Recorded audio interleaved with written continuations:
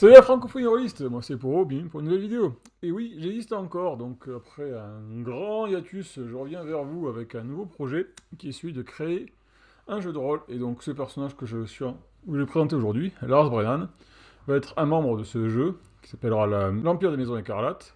Et le personnage que je vais présenter va être un chef d'une faction secrète en lien direct avec ce que les PJ vont devoir jouer.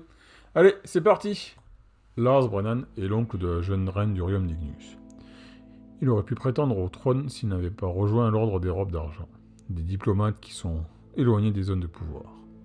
À la mort de son frère, les barons bellicistes du royaume ont sauté sur l'occasion de mettre la main sur la jeune reine et d'éloigner les aimants les plus modérés du royaume. Il a alors décidé de prendre le contrôle de la diplomatie devant les intérêts flagrants des barons. Il a choisi de créer un groupe de personnes motivées à essayer d'éviter le déclenchement d'une guerre entre le royaume et l'Empire des Maisons Écarlates. Cette guerre est promise à être un bain de sang horrible pour les deux pays. Les joueurs l'ont rencontré avant le début de la campagne. Il a fait en sorte de les rassembler et de les envoyer mener des actions à la capitale de l'Empire ennemi, à la fois pour l'empêcher de devenir trop puissant, et aussi pour éviter les actions suicidaires des traîtres brûlés du royaume d'Ignus. Lars est un homme calme et doux, mais fort d'une conviction à la fois religieuse et humaniste, et d'une volonté incroyable. Il a pris le parti de perdre une grande partie de son pouvoir pour garder la main sur la diplomatie du royaume. Il a aussi choisi de rester au royaume pour être auprès de son amoureux et protéger les homosexuels du pays. Images, odeurs, tics de parole, ton de voix. Alors, c'est un homme d'âge mûr, visiblement fatigué. Il a rasé son crâne pour cacher sa calvitie naissante. Son visage est ridé, il a toujours des cernes sous les yeux et l'air préoccupé. Il porte une longue toche blanche avec des broderies argentées le long des coutures. Il est à la fois luxueuse et discrète. Il accueille toujours ses invités avec le sourire, même s'il est fatigué. Il sent le café, la sueur et l'encens. Il a une voix profonde et lente, parfois du mal à finir ses phrases à cause de l'épuisement. Par contre, il a les idées claires, et même s'il lui faut parfois du temps, il a toujours de bons conseils.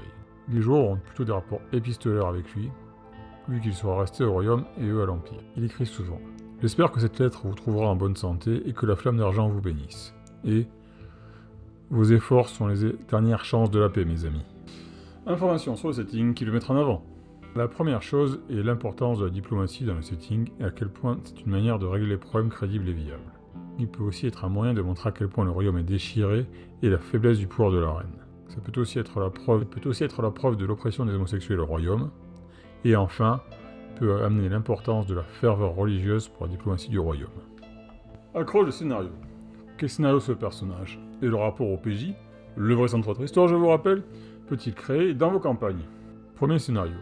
Un membre de l'Empire se prépare à monter une expédition vers les montagnes entre l'Empire et le Royaume, pour créer une place forte comme base avancée. Lars demande aux joueurs de saboter discrètement l'opération, tout en évitant d'attirer l'attention. Ils pourront aussi discréditer son auteur, ou de faire, par exemple, capoter la logistique de cette opération. Deuxième scénario. Un des membres du Royaume essaie de détourner de l'argent de l'Empire pour améliorer sa position au Royaume. Lars envoie une lettre aux joueurs pour les prévenir. C'est un soutien des barons et Lars veut à tout prix empêcher ça. Les joueurs vont devoir réussir à faire en sorte qu'il échoue tout en évitant de faire monter la tension entre le royaume et l'empire. Troisième scénario. Une secte de la flamme d'argent qui se monte dans les grottes sous la capitale. Ils ont pour objectif de faire une prise otage d'un élu important de l'empire pour la gloire de la flamme. Lars, même s'il aime sincèrement les membres de la secte, sait que cette action pourrait être le début de la guerre. Il veut à tout prix l'éviter.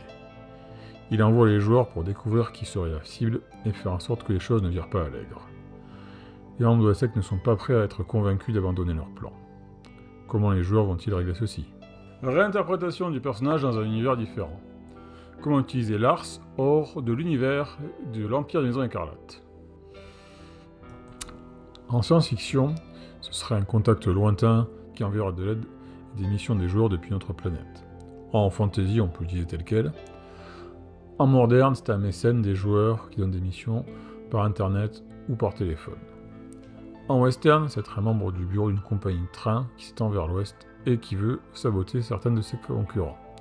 En post-apo, ils ont une colonie extérieure qui envoie des infos aux joueurs pour contrer les conquêtes de celle-ci. En cyberpunk, c'est un membre d'une méga corpo qui utilise des joueurs pour contrer les plus horribles de ses collègues. Voilà, c'est tout pour la session histoire, j'espère que la vidéo vous a plu. Encore une fois, je voudrais dire un grand merci à mon pote Drake qui m'a aidé à relancer la machine, à refaire en sorte que je refasse des vidéos et que je prenne plaisir à avancer sur ce projet qui était un peu au point mort, notamment le jeu de rôle.